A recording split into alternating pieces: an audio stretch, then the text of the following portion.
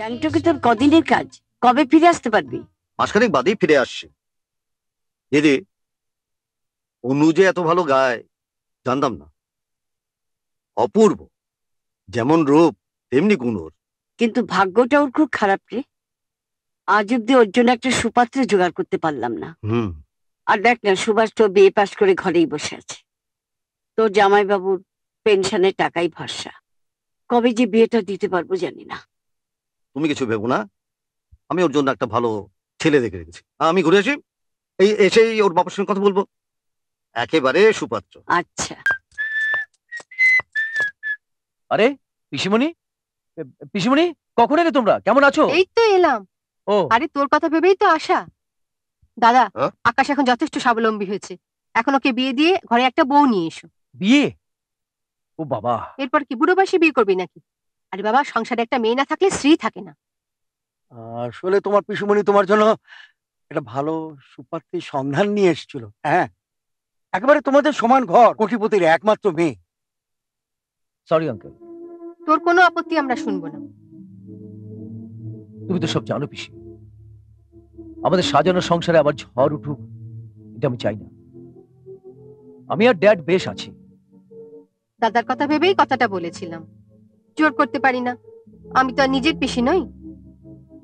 এ কথা কেন বলছো পিসি? আমার বাবার একমাত্র খুড়তুতো বোন হলেও আমি তো তোমাকে নিজের পিসি বলেই মনে করি। বাহ বাহ, এই তো আমার ছেলের মতো কথা। ওর কোম্পানির ম্যানেজিং ডিরেক্টরের একমাত্র মেয়ে, অনেক দেবিত হবে। তোমার ভাঙার সংসারে একটা ঝড় উঠবে। কি? না চা, আকাশে যা মেঘ জমেছে না, বাপরে বাপ। কি খাবেন বলেন? কিচ্ছু খাবো না। সে কি, সে এত ভালো একটা খবর আনলেন, সে আকাশ দাদা বউর বিয়ে হবে, বাজি ফাটবে, সে বাদ্যি বাজবে, সে কত আনন্দ হবে। এই মধু, তুই থামবে? বেশ তো, আমার কিছুতেই আপত্তি নেই। আমার আপত্তি আছে। আমি কোনো বড় লোকের মেয়েকে বিয়ে করব না। কেন, তোর কি কোনো মেয়েকে? না না, সেরকম কিছু নয়। তাহলে আপত্তিটা কোথায়? পিসেমশাই, আমি আমি যখন খুব ছোট্ট, আমার ড্যাড তখন খুব অসুস্থ। আমার চোখের সামনে সেদিনের কথা আমি কোনোদিনও ভুলতে পারবো না, কোনোদিনও না। আকাশ, I'm sorry. I'm sorry.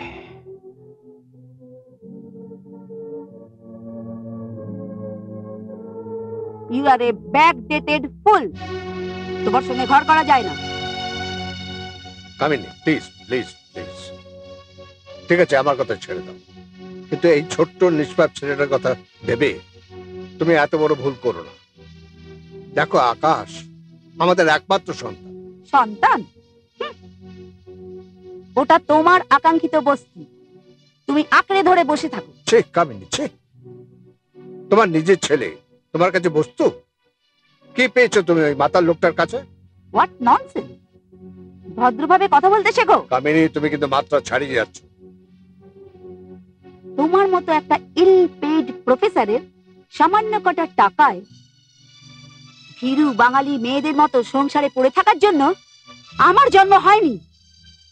আমার একটা সোসাইটি আছে, স্ট্যাটাস আছে, সেটা দিতে পারে আমাকে ওই অবিনাশ হালদার। সো তোমার সঙ্গে আমি আর কথা বাড়াতে চাই না। কামিনী প্লিজ, উত্তেজিত হও না, শরীর খারাপ। Don't get excited, darling. Come on, darling.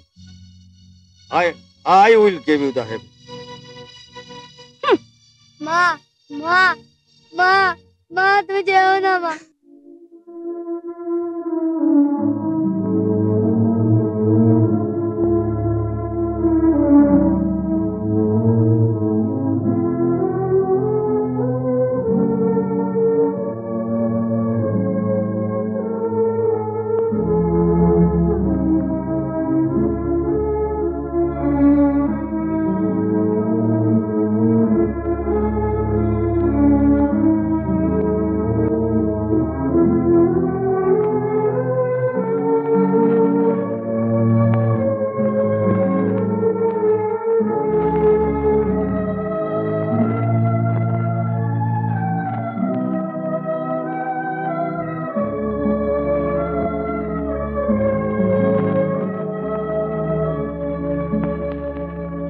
বুঝলে গো, সম্ভবত ম্যানেজিং ডাইরেক্টরকে আমি আর খুশি করতে পারলাম না। ভেবেছিলাম তোমার ভাইপোর গলায় বড় সাহেবের কন্যাকে ঝুলিয়ে নিজের আঁকেটাকে গুছিয়ে ফেলবো, হ্যাঁ, প্রমোশনটার পাকা বন্দোবস্ত করে ফেলবো। তা বোধ হয় আর হলো না। তুমি এত ভেঙে পড়ো না তো, আমি এত সহজে ছেড়ে দেবো ভেবেছো? আজকের দিনের মতো এই শেষটা কিন্তু, হ্যাঁ, এই প্রথম, এই শেষ। হ্যাঁ তাই? ও, মধু, হ্যাঁ, আমাদের একটা ট্যাক্সি ডেকে দে তো। সে এক্ষুনি দিচ্ছি ট্যাক্সি থেকে। ট্যাক্সি? হুম। কেন, কোথাও বেরোবি? তা আমার গাড়ি নিয়ে যা। না দাদা, আজকে আমরা একটু বাড়ি চলে যাই। আজই চলে যাবি? হ্যাঁ। এই তো এলি, কটা দিন থাক না। দাদা, কি? আমার অফিসে একটা আর্জেন্ট মিটিং আছে, আমাকে যেতেই হবে। ও,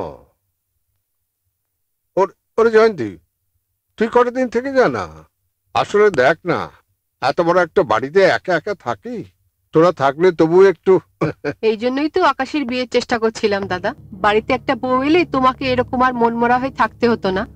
ও আজকালকার ছেলেরা কি বলবো বলো, নিজের স্বার্থের কথাই ভাবে।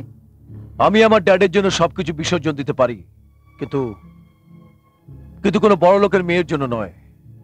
দেখুন দাদা, আকাশ যখন চাইছে না, তখন তো কোনো গরিব ঘরের মেয়েকেই তো পাত্রী করে এখানে আনা যায়, কারণ আমাদের দেশে গরিবের মেয়ের তো আর কোনো অভাব নেই।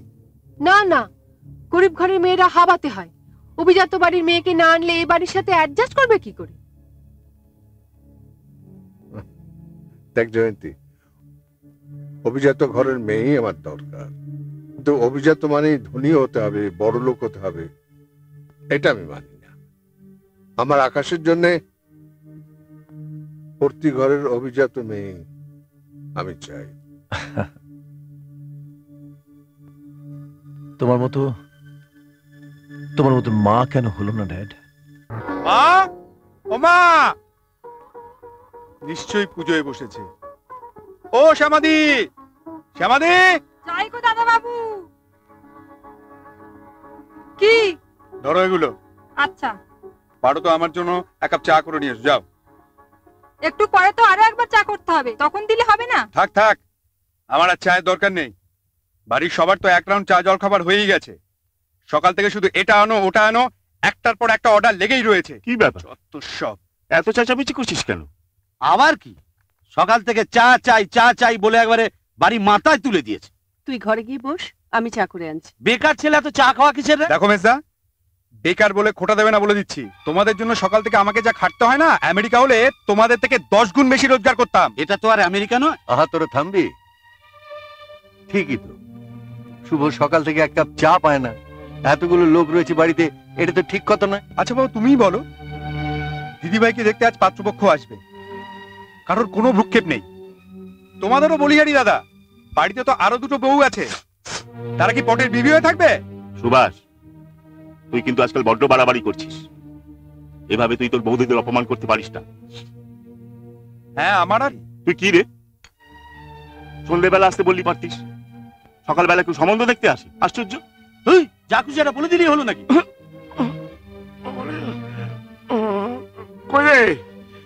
এই সময় বাথরুমে ঢুকে কে বসে আছিস? বেরো বেরো। আমার বিয়ে নিয়ে তোমাদের আর ভাবতে হবে না। হ্যাঁ, দায়টা তো আমাদের। প্রেম করে যে একটা জুটি আনবি সে মূলত তোর নেই। মেজদা, তুই যা, আমি চা করে আনছি।